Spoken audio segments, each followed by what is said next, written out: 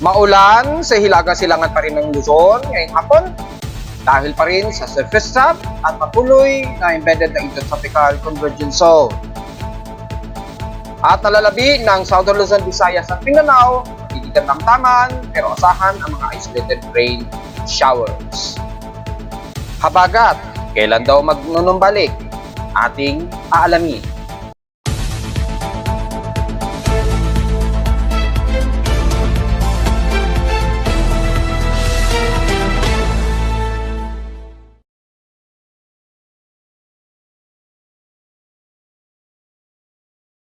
Hello, magandang hapon po mga folks. Welcome po muli dito sa ating daily weather bulletin at analysis para sa araw ng Linggo, July 7, 2024. Ang oras ng ating report ngayong hapon ay alas 1:13 na ng hapon. Well, medyo hapon na po tayo nakapag-ulat ngayon dahil medyo may nilakad lamang ang inyong lingkod. So, medyo tinanghali na tayo ng dating. Kaya ngayon lamang tayo nakapag-prepare ng ating daily report. Pero huwag kayo mag-alala dahil advanced report na po natin ito para ngayong hapon at gabi at marirecall din natin ang naganap na weather systems since kaninang umaga mga folks. At since halos stationary lamang din yung ganap ng ating intertropical convergence zone at yung surface trough na nagpapaulan pa rin sa ng bahagi ng Luzon at Southern Luzon ay halos wala rin pinagbago kahapon ng ating lagay ng panahon.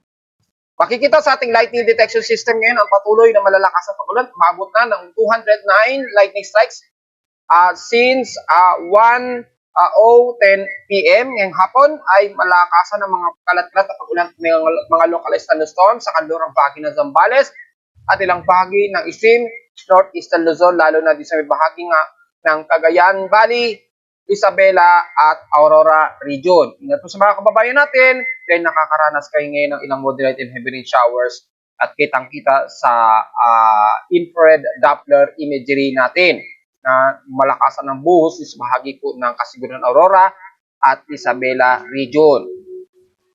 Sa ating current conditions, patuloy pa rin na overcast, gloomy, haze at mostly cloudy ngayong hapon dito sa amin sa Caloocan. So since kaninang umaga ay inasahan natin na ganyan ang lagay ng ating panahon, almost stationary since kahapon at noong isang araw.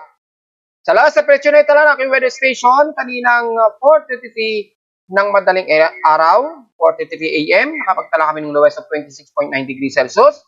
Kahapon nakapagtala kami ng katamtaman na nasa 32.2 degrees Celsius, kahapon ito ng hapon at 3:23 p.m. Sabihin lamang ay mababa aming heat index kahapon na nasa 41.8 degrees Celsius lamang na pasok pa rin sa danger level pero maituturing nitong comfortable heat index sa amin sa Caloocan. Sa phase extremes naman, in past 24 hours nangunguna ang tubig raw sa mainit na naman na temperatura despite na nagiging overcasting gloomy sa kanila. Abot ng 36.5 degrees Celsius ang grabing init sa kanila. At sa lowest temperature sa Baguio City ay mabot sa 18 degrees Celsius ang lowest temperature. Pagdating naman sa Ilonan, ng Alabat na nasa 68 mm ang total rainfall sa kanila at wala kaming italang pag-ulan sa Caloocan since kahapon. 74 o katamtaman o 74% ang aming kasalukuyang relative humidity ngayong hapon.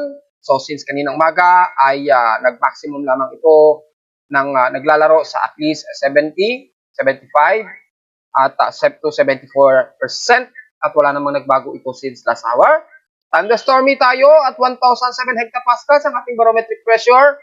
So asahan ang mga pagkulog at pagkilat ngayong hapon at steady ito since last hour. High tide status natin, kasalukuyang maximum high tide tayo. So alam na po natin ang taas niyan at 1.5 meters po. So delikado po sa mga maliligo pero sa mga mangingisda ngayong hapon ay maganda pa rin ang pagkakataon ninyong makapag-harvest ngayon. Sa ating almanak, sumikat ang haring araw kaninang 5:32 a.m. at tinasan lulubog ito mamayang 6:29 p.m. At wala tayong komento muna dahil waxing present. New moon pa rin tayo 2%. So wala muna tayong may report para sa moonrise and moonset. Hindi pa masyado tanaw yan. Sa ating local weather outlook para ngayong linggo hanggang bukas ng Lunes, nasa magiging partly cloudy ang ating maghapon at mga localized thunderstorms ang aasahan. Ganon din bukas, magiging maulap pa rin maghapon at patuloy pa rin ang makakaranas ng mga localized thunderstorms, lalo na sa hapon o sa gabi na may tsansa ng pag-ulan na 100% din. So magdala po ng pananggalang sa ulan, lalo na sa hapon din asahan ang mga localized thunderstorms. Ay, sa lowest temperature expected maglalaro sa 29 to 34 degrees Celsius and lowest temperature expected ay nasa 25 to 26 degrees Celsius. Diretso agad tayo sa tingin ng gamit na satellite imagery since almost stationary lamang ang lagay ng Intertropical Convergence Zone at yung surface trough na makikita natin dito na nagpapaulan sa iba't ibang panig ng Southern Luzon, Mimaropa, Western Visayas, extreme Northern Luzon, lalo na binanggit natin sa may bahagi ng Aurora Region, Isabela at Cagayan Valley. Bagamat medyo mas maaraw pa rin ang umiiral dito sa may bandang Apari at Ilocos Norte, pero overcast ang iiral dahil sa naglalaro na trough systems na ito. At dito sa may silangang bahagi nga po ng Cagayan Valley hanggang Isabela, hanggang Aurora Region ay asahan ang mga moderate and heavy rain showers na nararanasan ngayong maghapon. So ingat po sa mga potential na pagbaha at lalo na sa pababa ng Polillo Islands all the way hanggang Camarines Norte. Siyempre, ang Central Luzon, ilang bahagi ng Isabela, rather dito sa may bandang Angeles, Pampanga rather, at Zambales, magiging overcasting gloomy rin tayo dyan. So, asahan pa rin ng mga localized thunderstorms and isolated rain showers, kabilang na ang parte ng Bulacan at papasok ng Metro Manila. Bagamat gloomy lamang dito sa atin, hindi pa rin mawawala ang mga isolated rain showers. So, magdala po ng pananggalang sa ulan ngayong maghapon. Siyempre, ang damay ng bahagi ng Calabarzon area na magiging maulap din ang himpapurin at asahan ang mga potential na mga isolated rain showers, kabilang na ang buong bahagi ng Mimaropa area. Bagamat wala naman din nakikitaan na heavy rain potential, pero yung mga chance ng mga light rain showers ay iiral mula sa Mindoro and the rest ng Coron, Palawan hanggang Puerto Princesa na yan. At wala sa may Bicol region, dahil nga po may presensya ng malawakan nito na surface trough accumulated from Intertropical Convergence Zone sa may bandang Visayas, ay magiging maulap ang bahagi ng Bicol region at buong bahagi nga po ng Southern Luzon. So inaasahan pa rin ng mga isolated rain showers and localized thunderstorms sa buong bahagi ng Camarines Norte, Camarines Sur, dami na ilang bahagi ng Naga, Iriga hanggang Legazpi at Sorsogon na yan. At sa parte ng Karamuan at Catanduanes magiging gloomy rin, so asahan ng mga isolated rain showers and the rest ng Southern Luzon sa mga isla ng Burias Island, Marinduque, Romblon hanggang Sibuyan Island na po yan mga folks. So magdala ng pananggalang sa ulan nitong maghapon dahil yung mga isolated tayo na pag-ulan at mga localized thunderstorms. Sa Visayas, mga mangilang-ilang mga cluster na kaulapan sa mga parte tumusil kaudi ang madalas na iiral at ilang bahagi di sa may banding northern part ng Visayas area, especially sa Panay Island, Kalibo, at dito naman sa may silangan ng Katarman, Northern Samar, Alin, Palapag, Gamay, Dolores, pababa hanggang Paranas, ay gloomy rin tayo dyan. So, mga isolated lamang na mga ilang light rain showers ang medyo iiral. So, magdala pa ng pananggalang sa ulan. Pero nakakaranas din kayo ng mga ilang katamtaman na lagay ng panahon, maging dito sa bahagi ng Leyte, Cebu, Bohol, at Negros Region. Katamtaman din ang lagay ng panahon dyan sa nabanggit natin sa Cebu hanggang Negros Region. So, mga isolated lamang na mga mahihinang pag-ulan ang medyo iiral. Pero mataas ng bahagya ang iyong humid o yung alinsangan ha. Kaya huwag po masyadong magpapagod o magpapawis dahil medyo mabagal ang evaporation ng inyong mga pawis kapag mataas ang alinsangan. Pakalmahin na lamang ninyo para at pababain na muna ninyo ang temperatura habang mataas ang relative humidity para magkaroon ng evaporation o saturation ng inyong mga pawis. Kaya nitong maghapon, despite na gloomy, huwag masyadong magpapawis masyado. So asahan pa rin ang mga isolated rain showers sa buong bahagi ng Central Visayas area at sa bahagi naman ng Mindanao ay asahan ang katamtaman na lagay ng panahon pero may mga kalat-kalat na pag-ulan na mararanasan ng mga taga Davao Oriental, Davao del Sur, lalo na sa bahagi na ito ng silangan mula sa Hinatuan, pababa ng Katiil, Compostela Valley, all the way hanggang Governor Generoso. Typically, mga ilang light rain showers ito na iiral dahil sa umiiral na Intertropical Convergence Zone at may ilang cluster na kaulapan kaya makakaranas ng isolated rain showers. Pagkat katamtaman ang buong bahagi ng subsidence area, Bukidnon, kabilang na ang buong BARMM at Northern Mindanao, magiging maulap po kayo dyan. So asahan pa rin ang mga isolated rain showers at mga ilang pagtulog at pagkilat na iira lalo na sa hapon o sa gabi. Pero okay na rin yan, at least medyo mababa ang temperatura ninyo. At pagdating naman sa bahagi ng Zamboanga Peninsula, katamtaman din pero medyo mas mataas ang inyong alinsangan ng bahagya dyan sa bandang Osami City, patawid na ng Oroquieta City, Dipolog, hanggang dyan sa may bandang Ipil. Pagkamat dito sa may bandang Sibuco, sa may Zamboanga del Norte at Asyocon, Siraway, ay magiging katamtaman din all the way patawid na yan ng Basilan at Hulusulo na mga isla natin sa kadulod-duluhan ng Mindanao, ay magiging maaraw naman at katamtaman ang inyong panahon dyan. So mga isolated, mga forecasted, mga isolated rain showers po ang medyo iira sa inyo dyan ngayong maghapon. So i-ready pa rin ang mga pananggalang sa ulan, mga folks. So generally sa buong bahagi ng bansa, yung Southern Luzon natin, Visayas at Mindanao, pagkamat katamtaman, medyo overcast and gloomy tayo dyan. Pero pagdating sa bahagi ng Northern Luzon, lalo na sa silangang bahagi ng Luzon, mas maulap po at mas maulan po ang umiiral ngayon dyan sa nabanggit natin mula dyan sa bandang Santa Ana na po at nadadamay na ilang bahagi ng Apari, Tugigaraw at Isabela at dyan sa may Quezon Province sa Aurora Region. So ingat po sa mga floods just in case na magtuloy-tuloy na malakas ang buhos ng ulan ninyo dyan ngayong hapon. Samantala sa ating tropical cyclone assessment monitoring, so far nanatiling stationary pa rin yung lagay ng ITCZ dito sa may silangang bahagi ng ating bansa sa labas ng ating Philippine Area of Responsibility, pero may mga patuloy na ang mga Coriolis circulation. Dahil sa panatili pa rin ng high pressure area sa may southern part ng Japan, kaya medyo regulated pa rin ang development dito sa may bahagi nga po ng south ng Guam. So nanatiling wala tayong makikitaan na anumang tropical wave hanggang ngayon. So this weekend, inaasahan magbabalik ang ating habagat. Kung titingnan natin sa wind speed and direction, magsisimula yan this coming Tuesday na manunumbalik ang ating habagat. Ayan, unti-unti. By July approximate mga 8 or 9 all the way na po yan. So mga bandang Tuesday po this coming week, inaasahang manunumbalik na naman ang south west monsoon flow natin. Ayan o, lalakas na naman siya until July 12 na makikitaan ang pagbabalik ng ating habagat. So titingnan natin in actual kung mangyayari yan, pero at least makikita na manunumbalik ang ating habagat. At dahil pa rin sa magkakaroon ng medyo regulation pa rin o regulated ang flow ng easterly wind flow natin dahil nga po sa high pressure area sa may bandang southern part ng Japan. So medyo kontrolado pa rin ang daloy ng hangin dito sa silangang Pasipiko natin. So yun po ang magiging contribution nito, itong high pressure area. Unless humina iyan within this week, doon tayo magkakaroon na ng posibilidad ng mga tropical wave na mabubuo. Pero until now, wala tayong inaasahan muna hanggang July 12 to July 13, 2024 according dito sa ating global spectral model. Pero sa ating West Pacific Basin, yung mga current tropical cyclone forecast predictions natin ay makikita natin malalawak ang mga trough na nakikitaan natin sa may silangan na bahagi ng ating bansa sa loob ng park.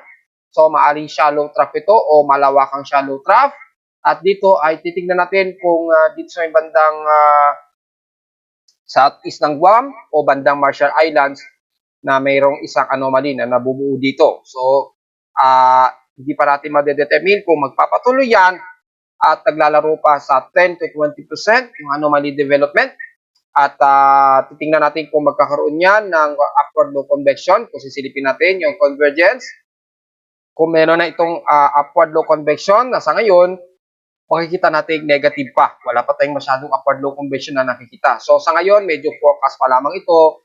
Aalamin natin kung magkakaroon ng significant development. Sa ngayon, wala pa tayong may kukomento dahil wala pa tayong nakikita ang convergence signature dito sa silangan ng ating bansa sa labas ng ating Philippine Area of Responsibility. So wala tayong masyado pang namamataan. So natiling negative pa rin tayo sa potential development of tropical cyclone this week. Pagkamat pataas ang forecast pa rin ng Global Traffic Hazard Outlook, pero pagdating sa actual ay magva-vary pa rin talaga mga folks. Sa mga computer models, Ganun din, wala rin tayo nakikita at nananambay na naman dito yung high pressure area na yan. Kaya medyo kontrolado pa ang anumang tropical wave na posibleng mabuo this week. Yun, so yun po ang makikita natin at mula kay ECMWF, ganun din, aggressive din itong high pressure area na to sa may south of Japan. So wala tayong naasahan na makikitaan dito na anumang tropical wave. Kay Nabjan ganun din. Pero makikita naman dito yung pagbabalik unti-unti ng ating southwest monsoon flow. So tignan natin this week. Pero yung tropical cyclone development ay nanatiling negative pa rin, mga folks. So wala tayong masyadong magiging komento pa rin ngayong araw kung ano man ang magiging significant na mga development sa susunod na araw. Samantala sa Ulat Lindol, since nanatiling hindi pa rin ay ayos, itibox yung kanilang data. Magkahalo pa rin ang month of June and July. So hindi natin mabibilang sa ngayon. Pero mababago rin yan. So mag-update naman tayo anytime. Samantala, since kahapon, nakapagtala tayo ng magnitude 5.4 dyan sa may bandang Dalupiri Island, Calayan, Cagayan, na nagkaroon ng magnitude 5.4 na lindol. At makikita natin na sa ating latest quake captured and calculated mula sa aking seismometer. At sumunod naman yung isa pang pagyanig. Kahapon naman ito ng hapon at isang magnitude 5 din. So nagkaroon tayo ng pangalawang magnitude 5 plus. At ito naman niya yung mukhang pangalawa. Ito sa may bandang north ng Lope de Vega, Northern Samar. Yan. Naganap ito kaninang 12:01 ng madaling araw, magnitude 5.2 at may lalim na 82 km ang lalim. I-post ko yan sa aking Facebook page. So nagkaroon kagad tayo ng dalawang magnitude 5.0. Isa sa may Dalupiri, Calayan, Cagayan at dito naman sa may bandang Lope de Vega, north ng Lope de Vega, Northern Samar po. So ingat po sa mga kababayan natin, di asahan ng mga aftershocks, lalo na sa kalupaan nito ng Northern Samar. Ingat na naman sa mga kababayan natin. At typically, hindi naman masyadong yanigi dyan, di gaya ng mga taga-Surigao del Sur. Ingat pa rin po sa mga kababayan natin. At since 12 a.m. ay meron tayong isang magnitude 4 plus. Ito, dito sa may bandang Surigao, hindi naman sa Surigao del Sur, malapit lang. Bandang Davao Oriental sa may northeast ng Pangaga, Davao Oriental. Magnitude 4.1 po ito at may lalim na 1 km. Naganap ito kaninang 1:25 a.m. ng madaling araw. So mas yanigin pa rin dito sa may bahagi nito ng Surigao del Sur at ilang parte ng Davao Oriental area. So yun lang pa po ang ating latest at hindi tayo kasi makapag-compute ng total earthquakes dahil hindi pa rin naiaayos ni PBOX yung data systems nila para i-separate ang June and July. Kaya magkahalo yung month of June and July pa rin natin hanggang ngayon. So mag-update pa rin tayo. June, tama, mga June. Hindi pala June and July, June 2024. So, at natiling magkahalo. Ayan o. Nakahalo pa rin siya mga folks. So, hindi natin maibilang yung total earthquakes natin for the month of June 2024. So, mag-update na lang tayo.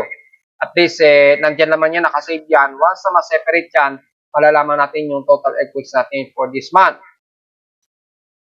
So, sa dam levels naman ni Angat Dam, ngayong araw, ay makikita natin ay nasa negative 6.95 na po, yung pinaka-lowest deviation ng water level niya. Ibig sabihin, sobrang sagad na yung water level ni Angat Dam. Halos wala na talagang natitira. Konting-konti na lang. At halos lupa na ang lumilitaw dun sa pinaka-dam niya.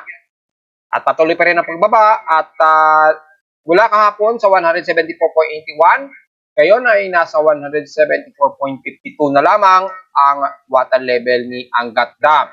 So patuloy pa rin ang kanyang critical water level hanggang sa kasalukuyan at makikita natin ay patuloy pa rin talaga ang pagdausdos ni Angat Dam.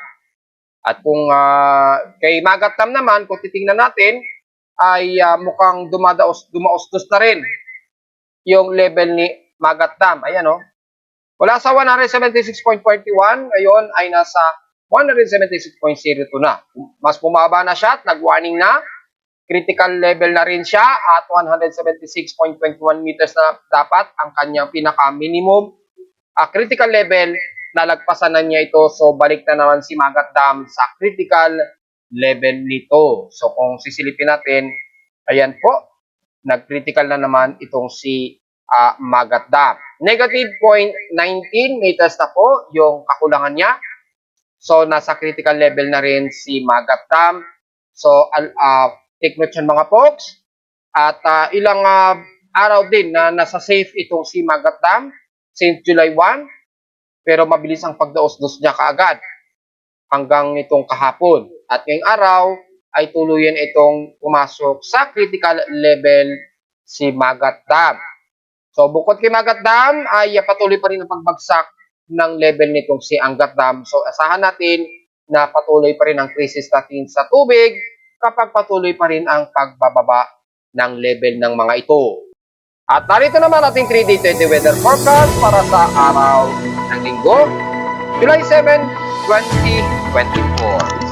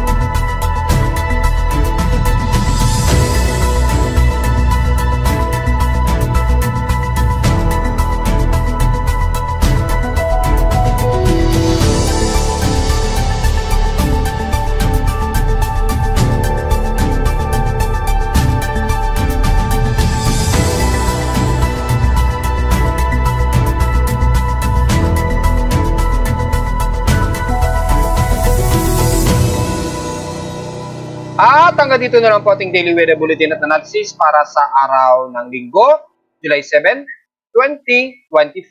Huwag po kalilimutan na mag-like, share, and subscribe po sa ating YouTube channel. Visit lamang anytime sa ating website na www.pimoweather.com para sa may pang detalye na gusto niyo malaman na hindi natin i-report ngayong umaga. At visit lamang din sa ating website para sa gustong malaman ang real-time events mula sa weather station sa Caloocan at sa data feeds mula sa iba't ibang weather agencies. Maraming salamat po mga folks at magandang araw po sa ating lahat.